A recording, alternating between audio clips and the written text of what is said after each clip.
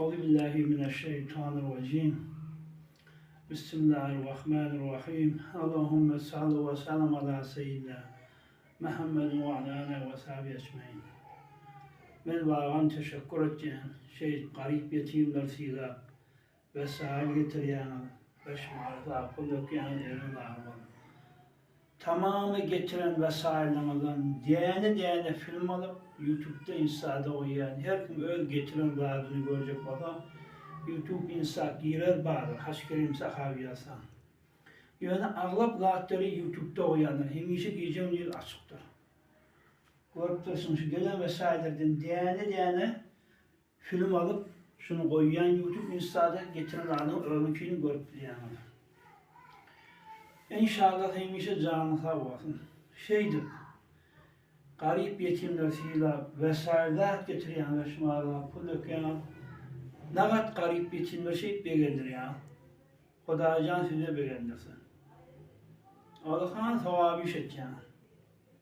Bu arada bir çık sevap bana da geliyor. Şeyle oturttu cayla, mürettep veriyor. Sevabı aslini sılacağım, Hudacan da bir çık bir de sevap veriyor. O dünyamda pesanda bu. İyi de işte biz ürkütmeli. Bayağı da ürkütmeli. Hudacan her arzunu varsa yetersin. Hiç önünde biri çırp olmasın. Hem işe canı sağ olsun. Hem biriyle de kavlansın. Hudacan ne hem arzunu hem yetersin ve önünde hiç biri çırplar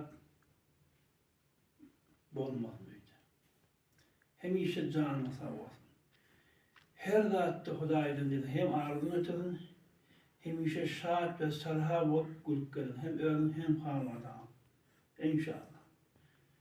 İnşallah hem meriyle kavlansın, bimarsanı meriyle tınken, öyde meriyle tınken, hem meçeklerde kavlansın. Vağan merilken yatan. Öyde merilken, bimarsanı meriyle tınken, inşallah nefip olsa, hem meriyle kavlansın. İnşallah. Birinci dışarıda gezip yandır, haber yoktur, meri çırpılattırdım bimarsanı. Bir kâde.